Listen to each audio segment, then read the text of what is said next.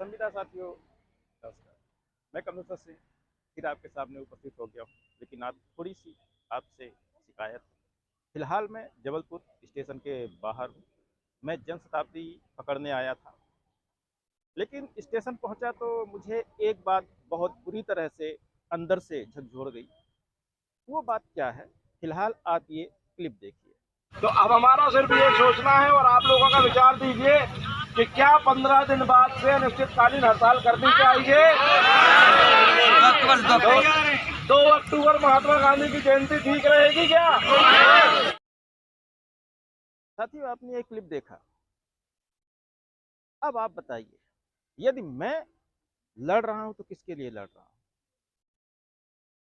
संघ जिम्मेदारी लेता है कि संविदा कर्मचारियों की लड़ाई वो लड़ेगा, उनके अधिकार दिलाएगा। लेकिन जैसा कि आज 2 अक्टूबर 2022 है और वादे के मुताबिक और मीडिया में दी गई बाइट के मुताबिक जो संविदा स्वास्थ्य कर्मचारी संघ ने दिया था, उसके हिसाब से आज भोपाल में अनिश्चितकालीन हड़ताल पे बैठना था। लेकिन स्थिति आप खुद देख रहे हैं कि कैसे बन चुकी है।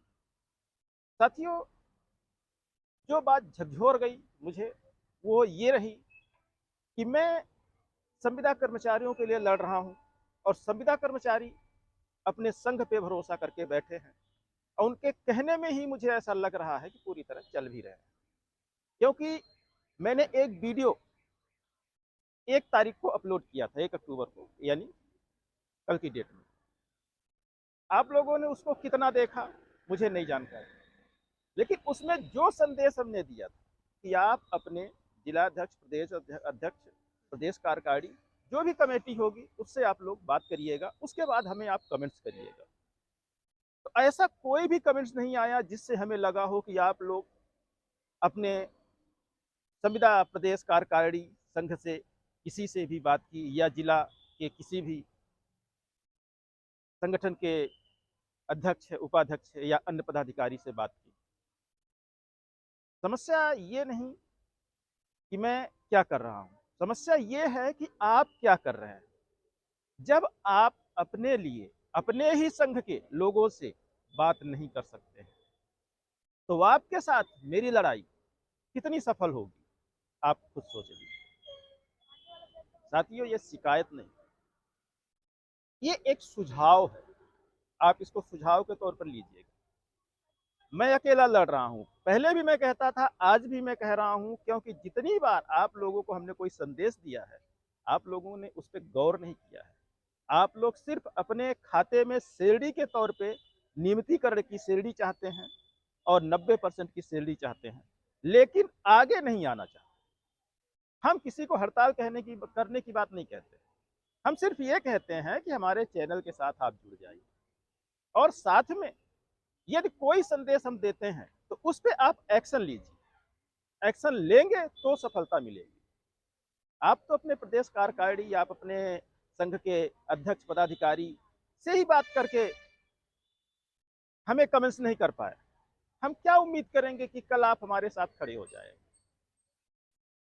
साथियों, मैं भोपाल आ रहा था अपने वादे के मुताबिक, लेकिन ये बात मुझे झकझोर गई कि मैं किसके लिए लड़ रहा हूं। साथियों, मैं अकेला था, अकेला लड़ता ही रहूंगा। स्टेशन पर छोड़ने मेरे दोनों बच्चे आए थे, खुशी खुशी आए थे कि चलो डैडी को छोड़ के आते हैं, आज भोपाल जा। लेकिन स्थिति क्या बनी ये देखिए। ये मेरी बड़ी बेटी है और ये मेरा छोटा बेटा है। छोटा बेटा का मतलब एक ही है, दोनों एक ही है, एक एक बहन भाई है। लेकिन हमें तो ऐसा लगता है कि आप संविदा कर्मचारियों से ज्यादा सिंसियर हमारे बच्चे हैं। कम से कम हमें स्टेशन छोड़ने आते हैं आपकी लड़ाई लड़ने के लिए, लेकिन आप अपने लिए ही नहीं आ पा रहे हैं। कितनी बड़ी विडंबना है। साथियों, हम फिर वही कहेंगे, यदि साथ देना है तो पूरी तरह दीजिए। चने के झाड़ पर चढ़ाने की कोशिश मत करिए। मुझे पता है चने का झाड़ कितना ऊंचा होता है, क्योंकि मैं एक किसान हूं। मैं खेती करके शहर में आके निवास कर रहा हूं और मैं अपनी जाके गांव में खेती भी करता हूं। तो चने की झाड़ पे चढ़ाने की कोशिश मत करिए। और संघ जिस तरह की लड़ाई लड़ रहा है आप देख रहे हैं। आप जैसा चाहें, आप मेरा साथ देना चाहें या अपने संविदा स्वास्थ्य कर्मचारी संघ के पदाधिकारियों का साथ देना चाहें, निर्णय आपका है।